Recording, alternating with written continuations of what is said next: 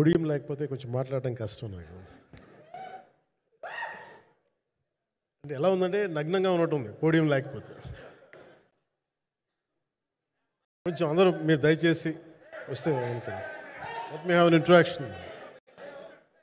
అంటే నా జీవితంలో మొట్టమొదటిసారిగా ఎప్పుడు చేశాను ఇంత, నాకు పొలిటికల్ ఇంటరాక్షన్ చేశాను కానీ మీడియా మిత్రులతోటి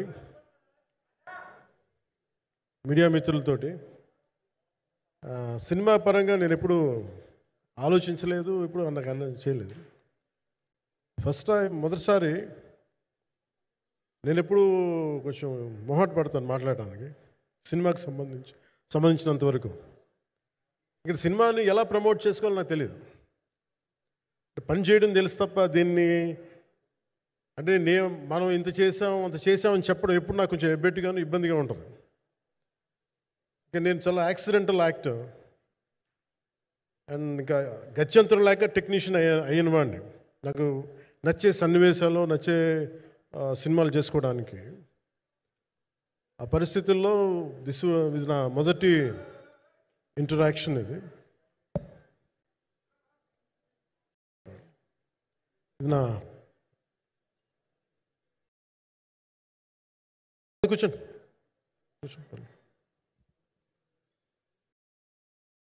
రథం గారు వస్తారా? ఇదంతా చేయడానికి,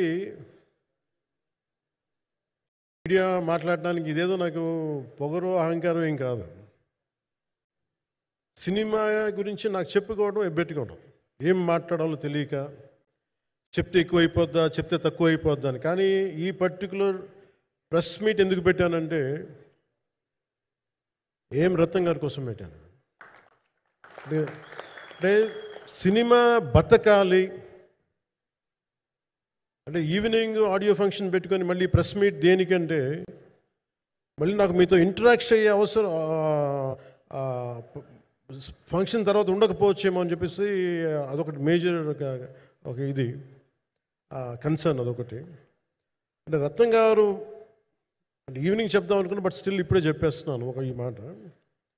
త్రివిక్రమ్ గారు రాసిన ఒక డైలాగు అజ్ఞాతవాసిలో, ఒక చిన్నపాటి సౌకర్యం కోసం, ఇక్కడ మీరు కూర్చున్న ఒక చిన్నపాటి కుర్చీ కోసం ఒక యుద్ధమే చేయాల్సి వస్తున్నారు. అలాంటిది ఒక సినిమాని చేయడం అంటే ఎన్నిసార్లు మినీ యుద్ధాలు చేయాలి. ఆర్థికంగా కావచ్చు, క్రియేటివ్గా కావచ్చు, వీటన్నిటికీ సంబంధించి. అలాంటిది నేను ఎప్పుడు కూడా సినిమాల్లోకి రాకముందు ఏం రత్నం గారు లాంటి వ్యక్తి నా ప్రొడ్యూసర్ అయితే బాగుండు అనుకున్నాను.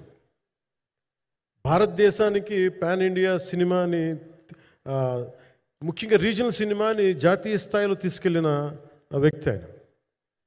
తమిళ సినిమాని చాలా ఛాలెంజింగ్ తెలుగులో డబ్ చేసి దాన్ని స్ట్రైట్ సినిమాలతో సమానంగా ఆడేంత సత్తా చూపించిన వ్యక్తి. Film industry creative ability, creative potentiality పెంచిన వ్యక్తి. ఈ సినిమా చాలా ఒడిదుడుకులు ఎదుర్కొంది. 2 కరోనా పరిస్థితులు ఎదుర్కొంది. అన్నిటికీ మధ్యలో సినిమా మన క్రియేటివ్గా కొంత ఇబ్బంది ఎదుర్కొంది. అల్టిమేట్ ఆబ్జెక్టివ్ సినిమా బాగా రావాలని, నేను ఎప్పుడేం చేసినా సినిమా బాగా రావాలి అనుకుంటాను. సినిమాకి ప్రత్యేకించి ఆయన తపన చూసి నేను ముఖ్యంగా పొలిటికల్ ప్రాసెస్కి వెళ్ళిపోయిన తర్వాత, పాలిటిక్స్కి వెళ్ళిపోయిన తర్వాత, ఎలక్షన్ అని వీటికి దూరమై క్రియేటివ్ పార్టీకి దూరం అయిపోయిన తర్వాత, పాలిటిక్స్ నా ప్రైమరీ ఫోకస్ అయిపోయిన తర్వాత మళ్ళీ దృష్టి పెట్టి సినిమా కావాలి, మీరు చెయ్యాలని చెప్పి నా దగ్గరికి వచ్చి కోరుకున్నప్పుడు నేను ఎంత బెస్ట్ ఇవ్వగలను సినిమాకి అంత ఇచ్చాను. నేను అంటే నా బెస్ట్ ఇచ్చాను. అంటే నేను అంటే అన్నిటికంటే కూడా నేను ఇవ్వలేనిది టైం ఇవ్వలేను నేను. కానీ అలాంటి పరిస్థితుల్లో ఒక క్లైమాక్స్కి దాదాపు 57 రోజులు షూట్ చేయాల్సి వచ్చింది. మండు టెండ బాగా, ఇట్స్ కైండ్ ఆఫ్ మిడ్ మే అంటే చాలా పిచ్చి ఎండ అన్నమాట. అలాంటి ఎండల్లో చాలా కాలం తర్వాత నాకు మార్షల్ ఆర్ట్స్, నేను ఎప్పుడో నేర్చుకున్న మార్షల్ ఆర్ట్స్, ఒక ఎస్క్రీమా కానీ, ఊషు కానీ, నేను నేర్చుకున్న సెల్ఫ్ డిఫెన్స్ టెక్నిక్స్ కానీ, యుఎస్లో నేను ఒక వర్క్షాప్ చేసిన జీత్ కండు ఇవి కానీ ఇవన్నీ ఈ సినిమాకి నాకు పనికి వచ్చినాయి. నాకు ఇవన్నీ వీళ్ళతో డిఫరెంట్ కొరియోగ్రాఫర్స్తో కూర్చొని ప్రత్యేకించి క్లైమాక్స్ పార్ట్ ఇది అందరికీ ఇన్స్పైర్ చేసింది.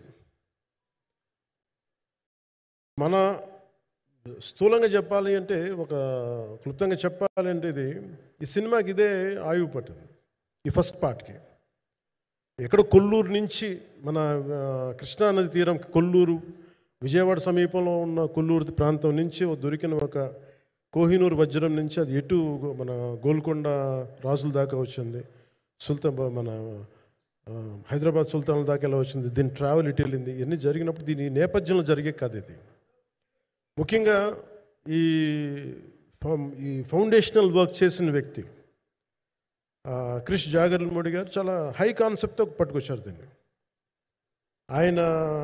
ఆయనను రత్నం గారు నా దగ్గరికి వచ్చినప్పుడు చాలా బాగా నచ్చి వెంటనే చేశాను. చేసిన తర్వాత ఒక్కొక్కటి కరోనా నిజంగా ఇంపాక్ట్ వచ్చింది.